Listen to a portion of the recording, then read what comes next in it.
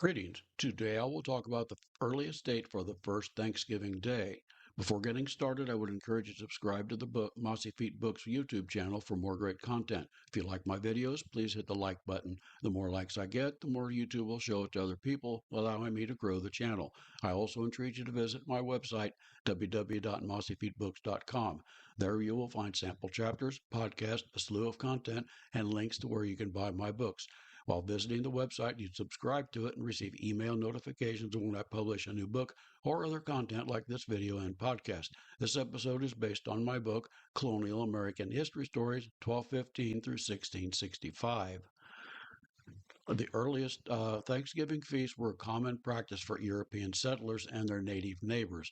It was a tradition for the Europeans to set aside days of Thanksgiving. They celebrated for a bountiful harvest, drought ending rains, or other providential events. These events did not have any connection with their worship service. They were set during the week and commonly involved fasting beforehand. After the fasting, they would have one or several days of celebratory feasting. The Indians had similar traditions. They had Thanksgiving celebrations sporadically throughout the year for special events. Thus, both peoples had traditions of this type of celebration.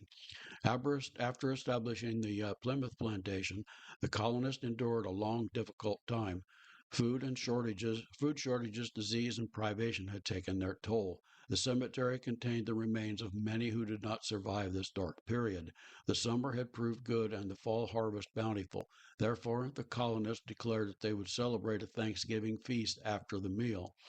Um, Edward Winslow leaves an account that states, quote, "Our harvest being gotten in, our governor sent 4 men on fowling, that we might after more special manner rejoice together after we had gathered the fruits of our labors.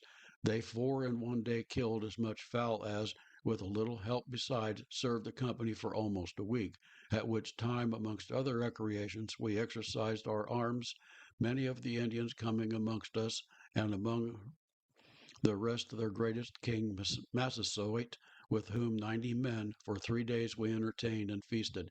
And they went out and killed 5 deer, which they brought to the plantation and bestowed upon our governor and upon the captain and others. And although it be not always so plentiful as at this time with us, yet the goodness of God we are so far from want that we often wish you partakers of our plenty." Unquote. Much of the modern day menu for Thanksgiving Day would not have been present. The potato, introduced into England in 1577, was still not popular. The New World English settlers would not have brought it with them. There was no butter, sugar, or flour to make pie. Pumpkins were probably on the menu. However, these they roasted whole over coals stuffed with milk, honey, and spices made into a custard. The Pilgrims had not even had time to construct baking ovens yet. No one would make use of cranberry relishes for another 50 years. They would have had cranberries, but not the way we have them now. They would have roasted turkey and other fowl like duck, goose, and swans. The meal also probably included native fruits like blueberries, plums, grapes, and gooseberries. Vegetables included onions, beans, lettuce, spinach, carrots, and cabbage grown in their garden. The natives brought 5 deer, as related by Edward Winslow. They probably roasted them over a slow burning fire. Americans trace their traditional Thanksgiving Day feast back to this event in 1621. There were certainly more Thanksgiving Day events after this time. Historians do not know the exact date it occurred. They think it was most likely occurred in September, and the time from September 21st through November 9th being the most likely period in 1621 that it would have happened. By that time, most of the crops had been harvested and the harsh winter had not begun. This episode is based on my book, Colonial American History Stories, 1215 through 1664, available on the website www.mossyfeetbooks.com.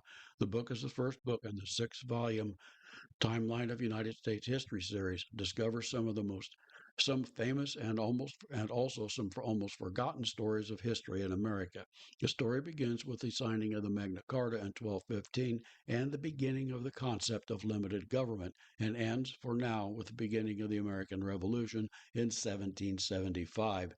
The articles in the book have much more detail, as well as articles not included in this podcast series. I hope you enjoyed this podcast.